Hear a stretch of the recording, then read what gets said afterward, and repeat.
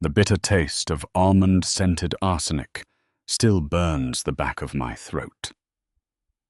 As my husband, Arthur, slipped the unsigned transfer deed into my trembling, paralyzed fingers on that cold October floor, his mistress whispered that my 4-year-old daughter was already locked in the trunk. I died, choking on my own blood, staring into his triumphant, smiling eyes. The rain against the French panes of the master study at 44 Orchard Lane sounded like fingernails tapping on a coffin. I stared down at the Mont Blanc Meisterstück fountain pen, resting between my fingers, its gold nib gleaming under the amber glow of the brass desk lamp. The date at the top of the crisp stationery read, October 14th, 2024. Exactly 3 years to the day before Arthur and Clara would poison my tea, forge my signature, and throw my body off the Bel Air cliffside. My pulse hammered against my ribs like a trapped bird, but my hands remained entirely steady. I had spent the last 3 hours weeping until my tear ducts were bone dry, screaming into a feather pillow until my throat shredded, and finally, hardening my soul into a block of frozen steel. When I woke up gasping in this exact leather armchair 3 hours ago, clutching my chest to find no blood, no crushing impact of the ravine rocks, I knew. The universe, in its rare, sadistic mercy, had dragged me backward through the veil of death. Clara, darling, are you certain you signed the school enrollment forms? Arthur's voice drifted through the half-open mahogany door, dripping with that nauseating, honeyed warmth he reserved for when he was plotting my financial execution. Footsteps crunched softly on the imported Persian rug. The door clicked open with a familiar, metallic shing. Arthur stood there in his bespoke charcoal Brioni suit, a silver-framed iPad tucked casually under his arm. Beside him stood Clara, my sweet, painfully naive younger sister, her fingers twirling a diamond tennis bracelet I had gifted her for her birthday just a week ago, a bracelet bought with my inheritance. I'm looking right at them, Arthur, I said, my voice dangerously flat. I looked up, meeting his eyes. In my past life, I would have smiled, softened my expression, and rushed to pour him a fresh cup of Earl Grey. I would have worried about his stress levels at the architectural firm. Today, my gaze was a razor. Arthur blinked, momentarily thrown off by the heavy, oppressive silence hanging between us. A microscopic crease formed between his brows, the first crack in his flawless mask of corporate charm. You look pale, Beatrice, Arthur murmured, stepping further into the room and closing the heavy oak door behind him with a soft, final click. Are you feeling all right? The merger with the Henderson Group has been taxing us both. Perhaps you should take a long weekend. Leave Clara and me to handle Lily's adoption paperwork. There it was, the seed. In my first life, this was the exact moment they pitched the lie. Arthur had suggested that because my postpartum anxiety and lingering grief over my father's death made me fragile, we should officially let Clara, who had recently moved into our guest house, co-adopt 4-year-old Lily. To keep the family bond unbreakable, my love, he had whispered, kissing my forehead while slipping sedatives into my water glass. They wanted Lily legally tied to Clara, so that when I mysteriously vanished or suffered a tragic accident, Clara would automatically assume primary custody of both the child and my multi-million-dollar trust fund, leaving Arthur legally clear to marry her without a single probate court hurdle. Adopt Lily? I whispered, letting the words hang in the air like smoke. It's just a formality, sis, Clara chimed in, stepping forward with that practiced, lip-glossed pout she used whenever she wanted to borrow my car or drain my credit cards. With you managing the foundation and Arthur working 60-hour weeks, I'm home all day. Lily loves playing in the garden with me. It'll take the load off your shoulders. My eyes flicked to Clara's wrist, then to the glowing screen of the iPad under Arthur's arm. I didn't see a loving husband and a devoted sister. I saw two vultures circling a dying carcass, blind to the fact that the carcass had suddenly grown teeth. You're right, I said softly, standing up from the leather chair. Arthur's shoulders visibly relaxed. The slight tension in his jaw evaporated, replaced by that patronizing, smug smirk that used to make me want to crawl out of my skin. He thought it was that easy. He thought my compliance was as reliable as the sunrise. I've been thinking about Lily's future a lot lately, I continued, smoothing down the front of my silk blouse. A child needs stability. A child needs a secure legal framework, especially in these uncertain times. Precisely what I've been telling you, Arthur chuckled, stepping closer and reaching out to pat my shoulder. His hand hovered in the air, but I didn't flinch. I just stared at his wedding ring, the platinum band engraved with our anniversary date, the same ring he used to stroke Clara's bare thigh under the mahogany dining table while I cleared the plates. Sign the papers, then, I said, walking past them toward the executive liquor cabinet. I pulled open the heavy glass door, the crystals clinking softly against one another. I reached past the Macallan 18-year Scotch and pulled out a clean, heavy-bottomed crystal tumbler. Tonight? Clara asked, her voice hitching just a fraction. Even in her greed, she wasn't used to me moving this fast. Don't you want to review the custody clauses with your corporate attorney, Richard?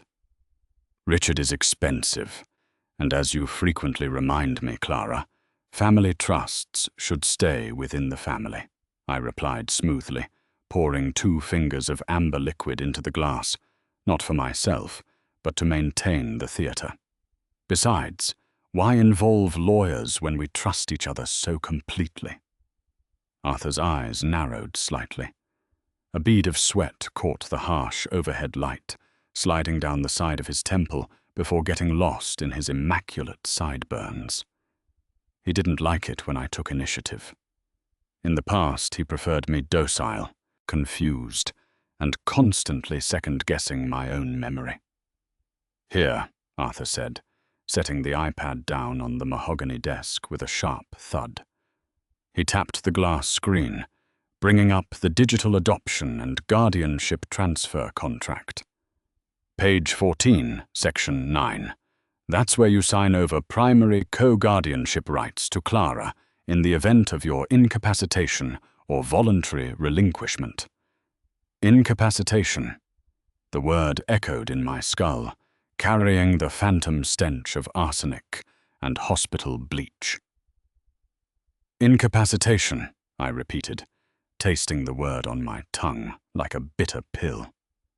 A very specific legal term, Arthur.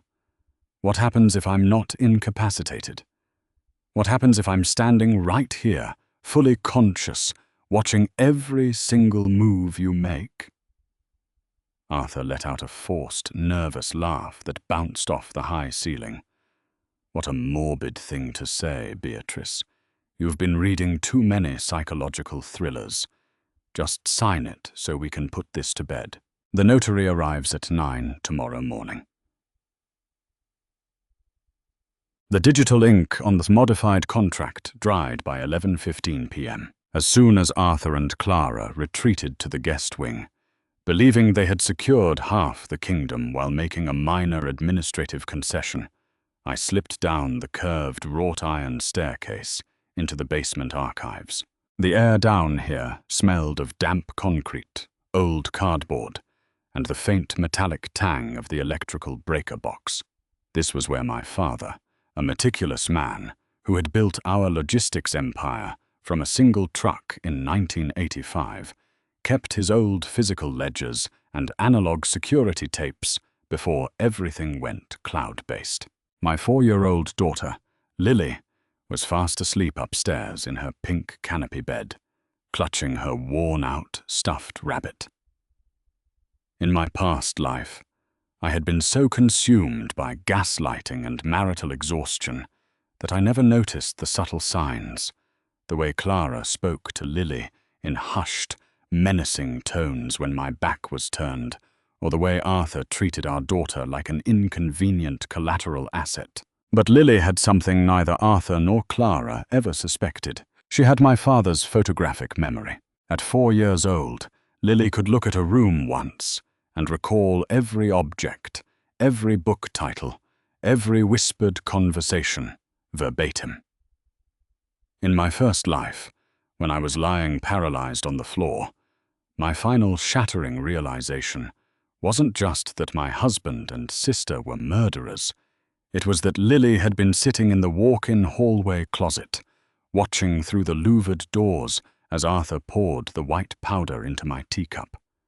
She had memorized every word they said, every date on the forged documents, every bank account number Arthur dictated to Clara while cleaning up my blood. They thought she was too young to understand. They thought a toddler's memories were fleeting. They were catastrophically wrong. I crouched in front of the old metal filing cabinet in the corner of the basement, my fingers dialing the combination to the heavy lock. 11/04/92, my parents' wedding anniversary. The heavy drawer slid open with a metallic groan. Inside sat a small, unmarked cassette recorder and a stack of confidential bank statements from 3 years ago, detailing Arthur's secret offshore accounts in the Cayman Islands. In my past life, Arthur had destroyed these documents during our 2nd year of marriage. But in this timeline, they were sitting right here, untouched, waiting for me to unearth them. My phone buzzed against my thigh. A text message from an unknown number. The package is secured. Henderson Group shares are moving to the alternate holding firm, as requested. Ready for phase 2? The text was from Marcus, my old university friend, and now Manhattan's most ruthless assistant district attorney. Back in my past life, I had pushed Marcus away, because Arthur convinced me he was a bad influence. In this life, Marcus was my first phone call after waking up. I tapped out a quick reply. Let them take the bait. Let them think they're winning. We strike when the public audit hits on November 1st. I pocketed the phone and walked over to the workbench, where a small, encrypted flash drive lay waiting. I plugged it into my laptop and began transferring copies of Arthur's corporate embezzlement ledgers, files he had accidentally left on our shared home server last week, assuming I lacked the technical literacy to decrypt them. Arthur thought I was just a decorative corporate wife who spent her days arranging floral centerpieces and attending charity galas. He had no idea that before marrying him, I had spent 2 years working as a junior forensic accountant at Deloitte before my father's declining health forced me into the family business. I knew every trick he used to siphon funds from the logistics firm. I knew every shell company he had set up under dummy names like Apex Holdings, LLC, and Meridian Trade Partners, as the progress bar on the screen ticked toward 100%. The basement door creaked open at the top of the stairs. Light footsteps padded down the concrete steps. I didn't panic. I calmly unplugged the flash drive, slipped it into my pocket, and turned around just as a tiny figure in oversized unicorn pajamas rounded the corner. "Mummy?" Lily rubbed her sleepy eyes with the back of her small hand, her blonde curls messy around her flushed face. "Why are you down here in the dark?" she asked, her voice small and sweet, cutting straight through the cold venom that had settled in my chest. In an instant, the frozen steel around my heart melted into a fierce, blinding protective fire. I dropped to my knees, opening my arms, and Lily ran straight into them, burying her face in the crook of my neck. I squeezed her so tight my arms shook, inhaling the sweet, clean scent of baby shampoo and cotton. "I'm just working, sweet girl," I whispered against her hair, blinking back the hot tears I refused to let fall.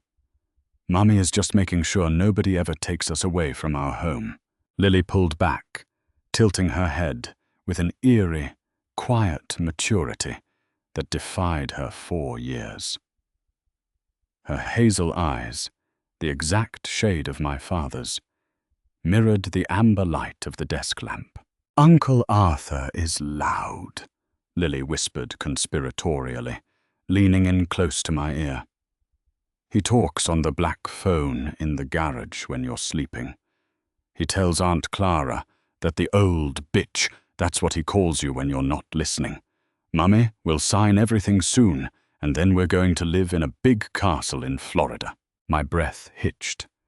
The casual cruelty of it, spoken in a child's innocent lisp, sent a fresh wave of ice through my veins. "Did he, sweetie?" I asked, keeping my voice carefully steady.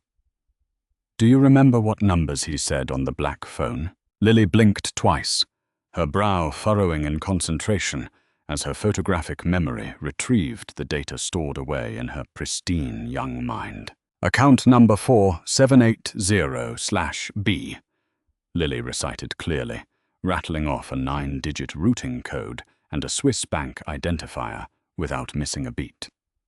"And he said the password is Victory 2024 with an exclamation mark." I stared at my 4-year-old daughter, a cold thrill rushing through my veins. Arthur had no idea that his digital life was an open book to the child he dismissed as a prop. "That's my smart girl," I murmured, kissing her forehead. "Come on, let's get you back to bed. Tomorrow, we're going to start playing a very fun game." "What kind of game?" Lily asked, yawning as I lifted her into my arms. "A game where the bad guys think they're winning all the way up until the very last page," I whispered, carrying her up the stairs and locking the basement door firmly behind us with a loud, satisfying click. The crisp autumn air of October 25 smelled of wood smoke and impending ruin. 3 days had passed since the modified adoption agreement was signed and safely locked in my personal safety deposit box at the downtown branch of Chase Bank. Arthur and Clara had grown bolder, mistaking my quiet demeanor for submission. They spent their afternoons lounging by the heated pool, clinking champagne glasses, while discussing how they would remodel the master suite once I was out of the picture.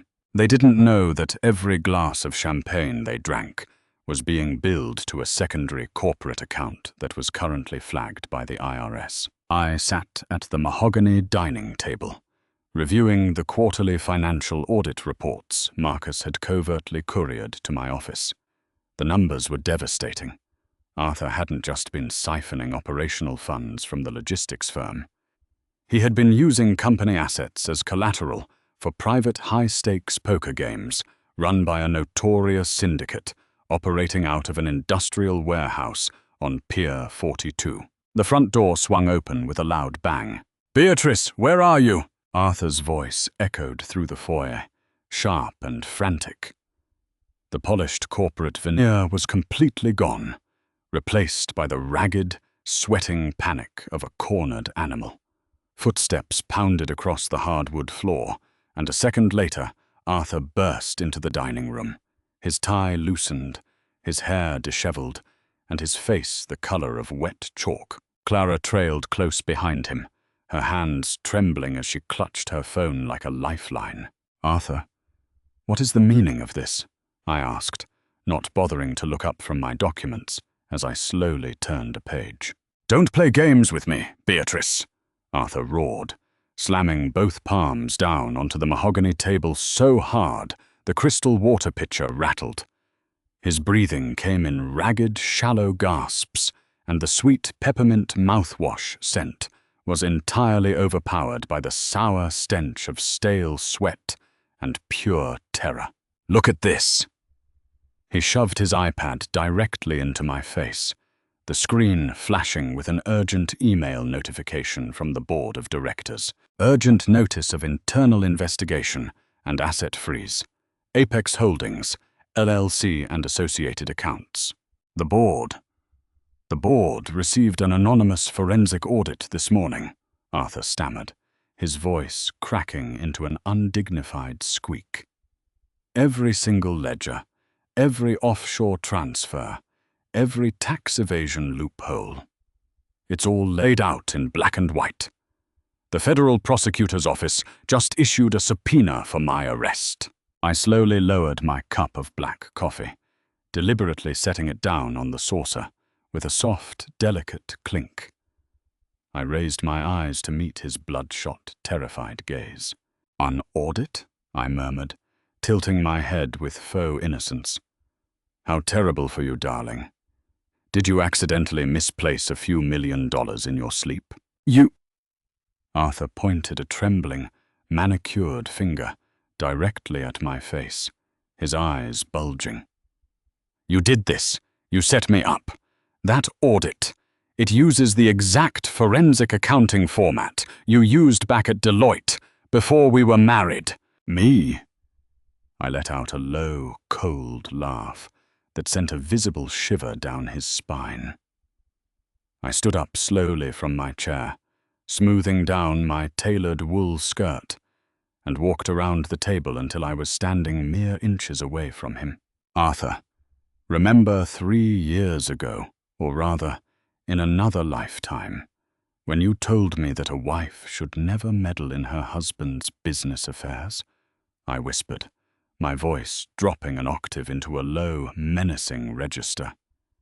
"You said I was fragile. You said I couldn't handle the pressure." Arthur's knees buckled slightly. He grabbed the edge of the dining chair to steady himself, his mouth opening and closing like a landed fish. How do you know about that tone? How do you—" "I know everything, Arthur," I interrupted, my eyes locking onto his with the relentless weight of a firing squad. "I know about the offshore accounts in the Caymans. I know about the poker debts on Pier 42. And most importantly, I know about the poison you and Clara planned to serve me in my Earl Grey tea on October the 14th. Clara gasped, stumbling backward until her spine hit the hallway wall. Her face drained of all color. Her lip gloss smudged where she had frantically clawed at her mouth. Poison!" Clara shrieked, her voice pitching up into hysterical denial. "Are you insane? You're hallucinating." "Arthur, she's having a psychotic break. We need to call in psychiatric hold right now." "Be quiet, Clara," I snapped, the whip-crack sharpness of my tone freezing her mid-sentence. I turned my gaze slowly toward my younger sister, watching the arrogant, greedy facade crumble into absolute shivering terror. "You thought you could adopt my daughter? You thought you could slide into my bed, take my inheritance, and watch me die on the cold kitchen floor while Lily hid in the closet?" I stepped toward Clara, backing her against the wall until she was trapped between the grandfather clock and the wainscoting. How did you know about the closet?" Clara whispered, her eyes wide with unadulterated horror, the realization dawning on her that her deepest, darkest secrets were no longer secrets at all. "Because children see everything, Clara," I said softly, leaning in close to her ear. "And my daughter has a very, very good memory. Every word you whispered about putting me in the ground, she memorized it." Every bank routing number Arthur dictated to you. She recited it to me word for word. Arthur let out a choked, desperate sound, lunging forward in a blind, pathetic attempt to grab my wrists. "I'll kill you. I didn't even make it halfway. The heavy oak front door blew open with a deafening crash. Two federal marshals in tactical vests, led by Marcus in a sharp charcoal trench coat, swarmed into the foyer with zip ties and handcuffs gleaming in the afternoon light. "Arthur Sterling, you are under arrest for corporate embezzlement, wire fraud, and conspiracy to commit murder," Marcus announced, his voice ringing out with absolute, uncompromising authority. Arthur didn't fight back. His legs completely gave out, and he collapsed onto the Persian rug in a pathetic heap, weeping openly as the cold plastic zip ties clicked tightly around his wrists. I stood watching from the center of the room, sipping my black coffee, feeling the last heavy chains of my past life shatter into dust. The autumn sun hung low over the Manhattan skyline, casting long, sharp shadows across the floor of the federal courthouse steps on November 10, 2024. The air was crisp and biting, smelling of roasted chestnuts and exhaust fumes. I stood at the top of the granite staircase, wearing a tailored black cashmere coat, my hand resting gently on Lily's small shoulder as she skipped happily beside me in her pink velvet jacket. Behind us, through the glass doors of the courthouse, the final chapter of our nightmare was drawing to a close. Arthur Sterling's trial had lasted less than a week. With the forensic audit, the decrypted Cayman accounts, and the digital paper trail provided by Marcus's office, the defense didn't even bother presenting an opening statement.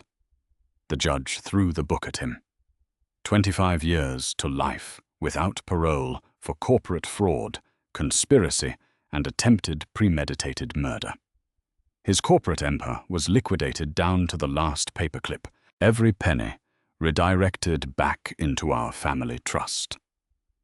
Clara, facing accessory charges and perjury, took a plea deal in exchange for testifying against Arthur, securing a 10-year sentence in a maximum security facility upstate. The diamond tennis bracelet she loved so much had been stripped from her wrist by the bailiff on day 1 of the trial. "Mummy, can we get hot chocolate now?" Lily asked, looking up at me with bright, unclouded hazel eyes, totally untouched by the darkness that had tried to swallow us whole.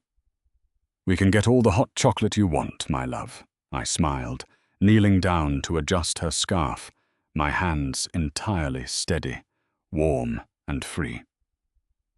Marcus stepped out of the heavy glass doors, holding a thick manila envelope containing the final court-sealed asset transfer documents. He walked over, a warm, reassuring smile breaking across his face. "It's over, Beatrice," Marcus said softly, handing me the envelope. "The trust is secure. Your name is cleared. Nobody will ever touch you or Lily again." "I know, Marcus," I said, standing up and taking the envelope. "Thank you for everything." "You did this yourself, Bay," Marcus replied, tipping his head with profound respect. "I just provided the gavel." I looked out over the bustling New York street, watching the yellow cabs streak past against the fading orange light of dusk. In my past life, I had been a victim, weak, trusting, and blind to the monsters sleeping in my own bed.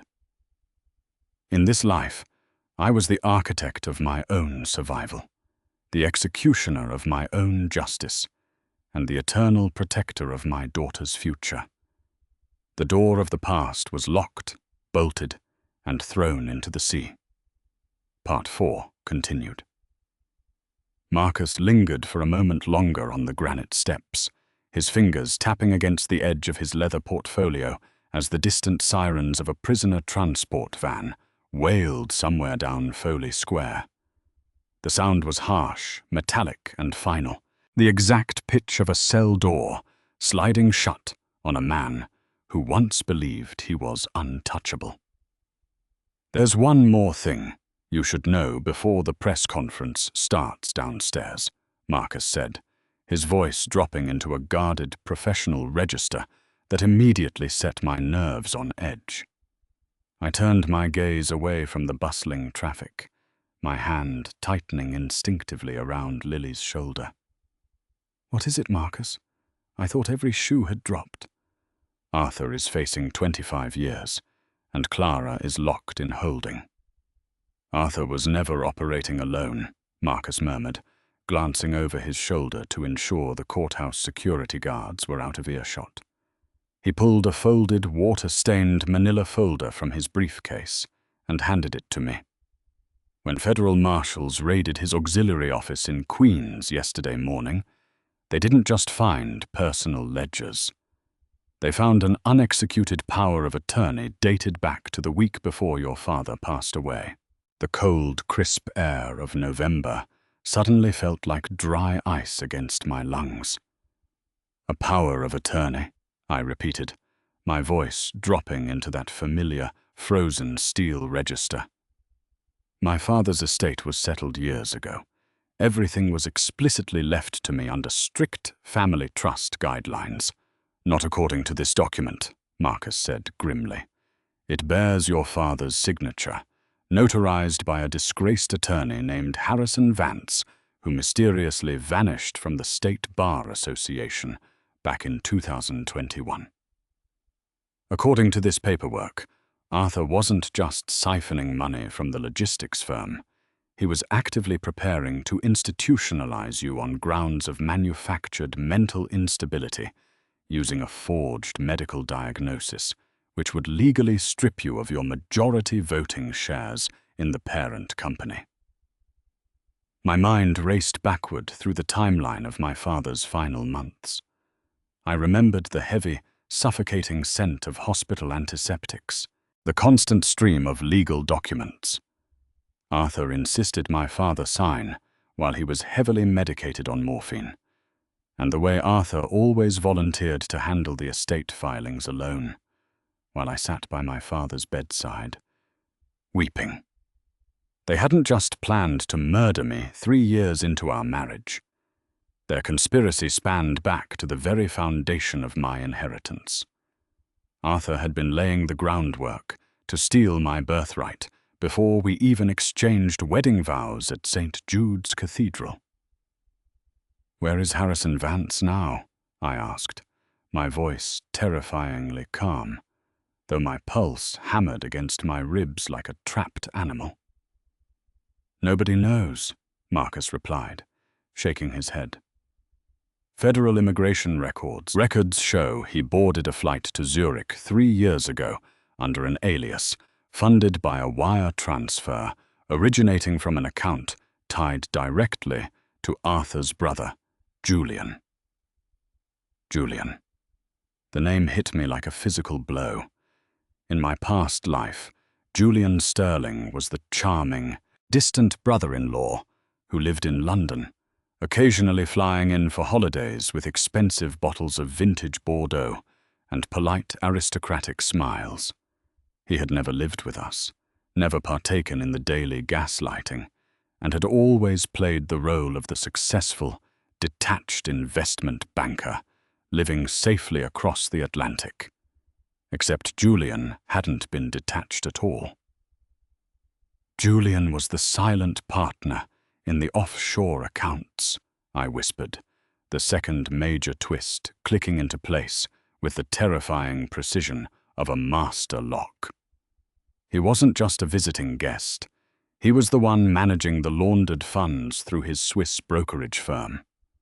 "Precisely," Marcus nodded, his expression grave.